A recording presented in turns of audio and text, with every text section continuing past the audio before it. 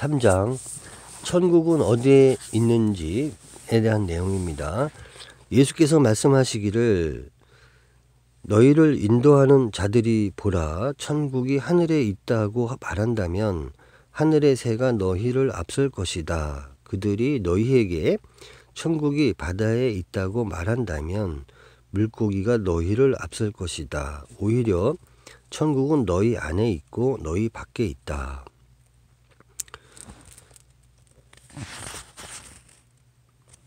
천국이 하늘에 있다고 말한다면 하늘의 새가 사람보다 새가 공중에 더 높이 떠 있죠.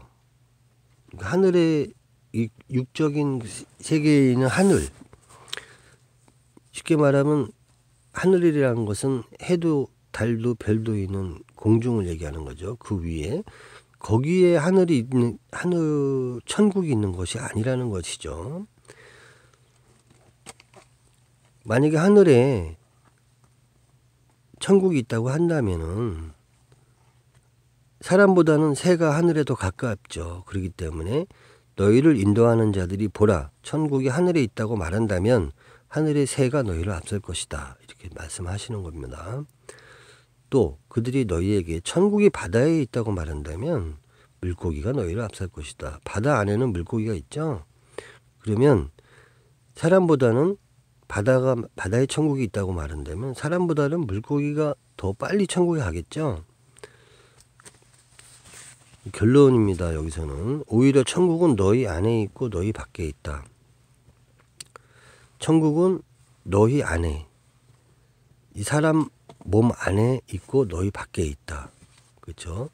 여기서 이제 안과 밖이 이제 하나가 될 수 있다는 그런 의미가 될 수 있습니다. 만약에 어떤 사람이 음식을 차려놓고 먹는데 그 음식이 만약에 안 먹으면 몸에 들어오지 않으면 사람은 살 수가 없습니다. 그러므로 밖에 있는 음식이 몸에 들어왔을 때 내가 되는 거죠. 밖에 먹은 음식이 들어왔을 때 내가 되므로 밖에 있는 음식과 나는 하나인 것이죠.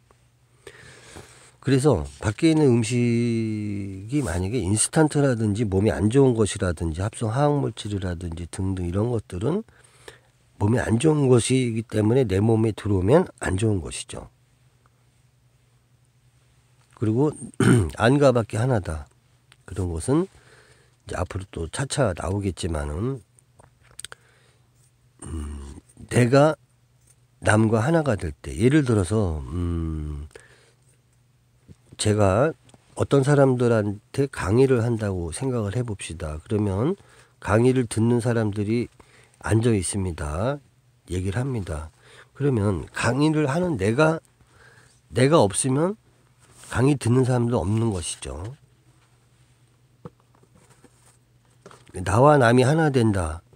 상당히 어려운 말인데 깃발이 흔들리는 것이 바람이 불어서 깃발이 흔들리는 건지 아니면 깃발 자체가 흔들리는 건지 아니면 내 마음이 흔들리는 건지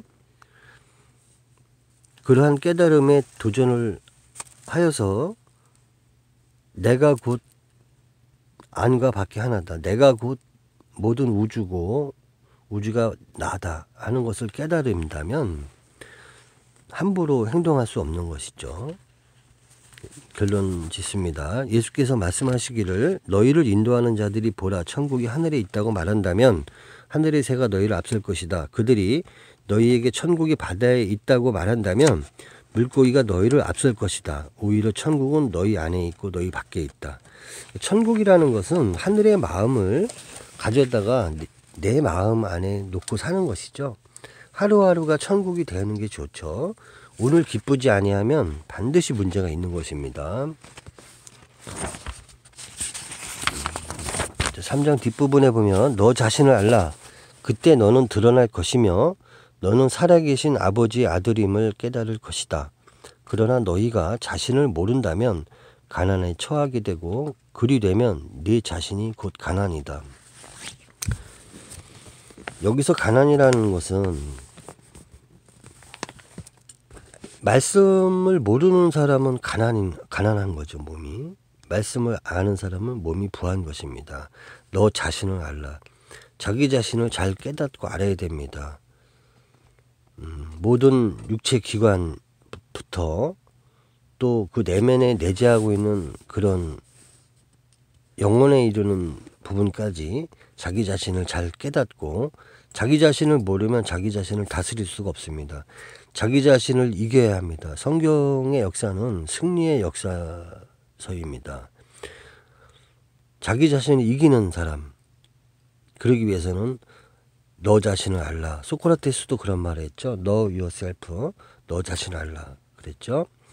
그때 너는 드러날 것이며 너는 살아계신 아버지의 아들임을 깨달을 것이다. 인간 내면에는 빛이 있습니다. 하나님의 성령이 누구에게나 있습니다. 하지만 그것을 어둠에 덮어두고 사는 사람들이 있고, 그 빛을 발견해서 그것을 깨우쳐서 자기 자신을 빛으로 만드는 사람들이 있습니다. 그러므로 빛이라는 것은 드러나는 것이죠. 빛이 어둠에 들어가면 환하게 빛나는 것입니다. 너 자신을 알라. 그때 너는 드러날 것이며 너는 살아계신 아버지의 아들임을 깨달을 것이다. 여기서는 누구나 하나님의 아버지 아들이 될 수 있다는 것을 말씀하고 있는 것이죠. 그것은 예수님과 형제지간 쌍둥이 이렇게 될 수 있다는 얘기입니다. 스승과 제자도 될 수 있고요. 그러나 너희가 자신을 모른다면 그 내면에 내재하고 있는 빛을 발견하지 못하는 것이죠. 모른다면 가난에 처하게 되고 말씀이 부족한 거죠. 말씀이 이치도 깨닫지 못하고, 말씀을 안다고 해도 잘못 알고 있다면 같은 말입니다. 그리 되면 네 자신이 곧 가난이다.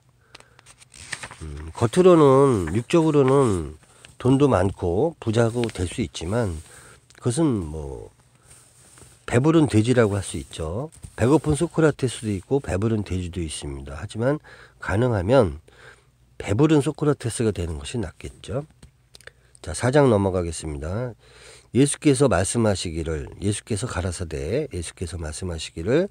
나이든 사람이 이래된 갓난 아기에게 생명의 자리에 대해 묻기를 망설이지 않으면 그 사람은 살 것이다. 먼저 된 자들 중 많은 자들이 나중 될 것이고 그들은 하나가 될 것이기 때문이다. 나이든 사람이 이래된 갓난아기라는 것은, 이래라는 것은 7일이죠. 옛날에는 8일째 할례를 받았습니다. 할례 받기 전, 지금은 할례가 세례로 바뀌었죠.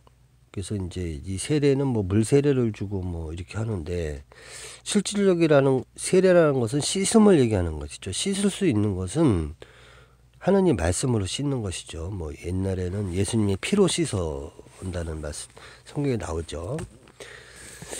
그 구약에서는 그 하나님한테 속죄제, 죄를 이제 사해달라는 속죄의 죄는 번제를 했습니다. 그래서 양, 소 이런 걸 잡아갖고 뭐 피를 뿌리고 번제를 1년에 한 번씩 하면서 그 피로다가 인간의 죄가 사해졌다고 그들은 생각했지만 매년 했죠, 매년. 그렇기 때문에 한번 양피를 뿌리고 소피를 뿌리고 해서 죄를 사하고 또 1년 동안 죄를 짓고 또 1년에 또 잡아서 뿌리고, 이래서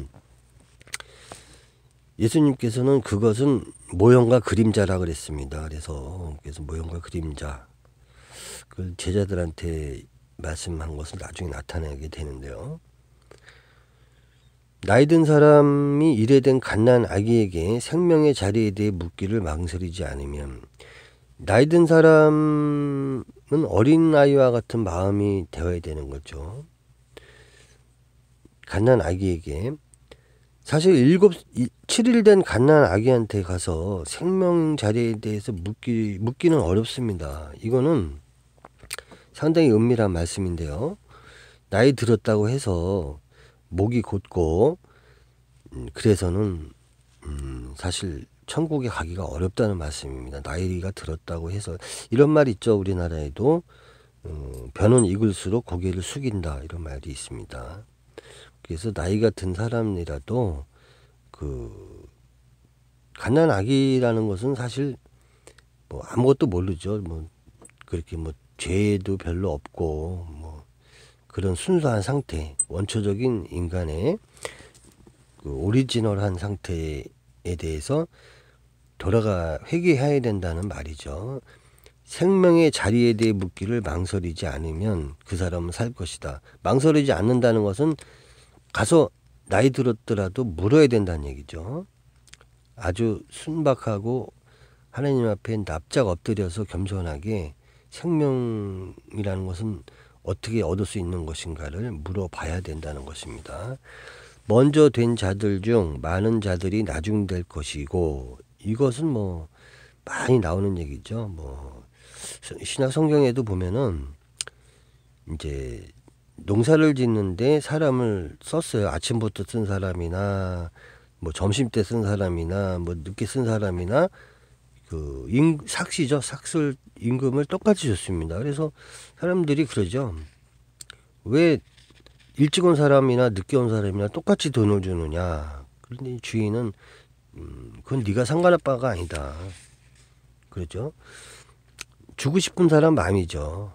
그래서 뭐 어디에 가라 그랬는데 대답하고 안 간 사람이 있고, 안 간다 그러다가 간 사람이 있죠. 결과적으로는 뭐 간 사람이 간 것이죠.